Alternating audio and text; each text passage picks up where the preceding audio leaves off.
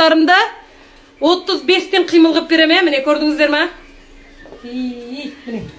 Мына артында қалпағы бар пасон, қалпағы жоқ пасон, мына жаңа дүкеннің чырағы қанша жақсы оңшалмай жатыр ма қалқым.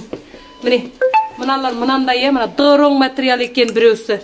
Мынандай дүз бранцет мақта.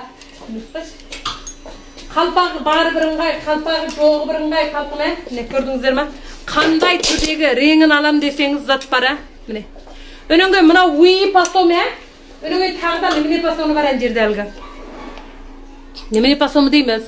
Мәйкенің де осы пасондар бар, қалқым. Мұнаның бәрі дүз бранцет мақта, мына бір-екі киіп.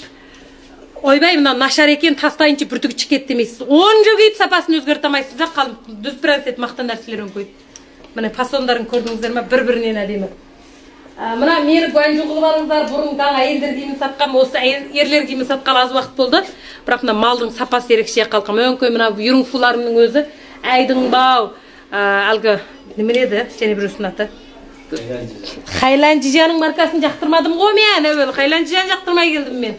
Хайланжижаның жейдесі жейде болы ма, әлгі бұзау шене біткен оқшауш, қырғырет тәзім албаспасаң, әлгі адамды мұндай өте бір бұс еркек қысап көрсетеді ғой Хайланжижаның киімдері адамды. Міне. Мына пасон түр деген жетеді, қалқым қандай пасонын талдайсыз. Реңді ойбай, вашшыда бір-екі көшеге шығып бір қызға сықырам ба десеңіз, мына пасондар міне. Біреуді үйшінға қосам ба десеңіз, ағын киесіз. Міне. Көрдіңіздер ме қалқым? Осындай әдемі киімдері.